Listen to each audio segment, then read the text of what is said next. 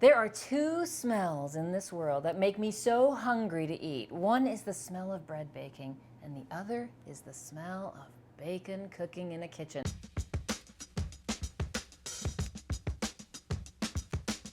First thing I'm going to do is I'm going to put bacon here in the traditional cooking method on the stovetop, and I'm going to put the bacon into a cold pan, and then bringing it up to temperature with the pan helps that bacon fat render out.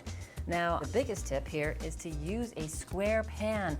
A square pan accommodates the bacon so much better, it fits perfectly. You don't have to rotate those strips of bacon around because some of them are crawling up the sides of a round pan.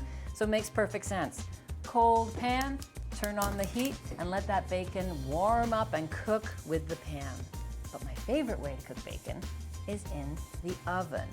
You put bacon in the oven on a cookie sheet like this. This means you can do more at one time, but it doesn't leave splatter all over your countertop. And the bacon lays more flat and cooks more evenly in the oven. So of course it's time to flip the bacon. You're gonna flip the bacon in the pan and turn it over to cook the other side. But I'm telling you, one of the benefits of cooking in the oven is you don't have to flip that bacon. So let's take a look and see where we're at. It's looking fantastic.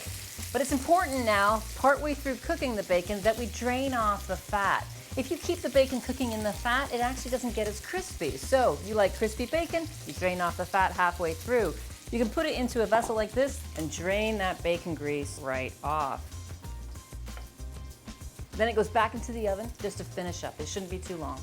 The nice thing about storing the bacon grease in something like this is that if you choose to cook with the bacon grease, say fry an egg in it, you can do that. You're saving that bacon grease, but you're also able to freeze the bacon grease and then dispose of it in your garbage can later on.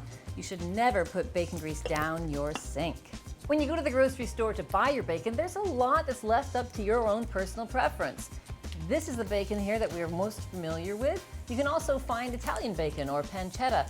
Pancetta is different from bacon that we know because it's not smoked, so it doesn't have that smoky flavor.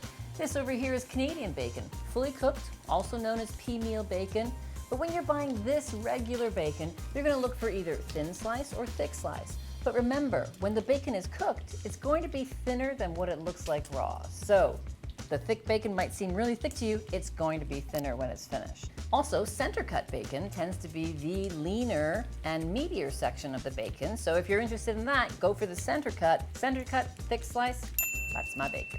Okay, so when your bacon is finished, you're gonna need to drain off some of that fat because there will still be some residual fat. So get your bacon out of the oven and go ahead and drain off some of that fat.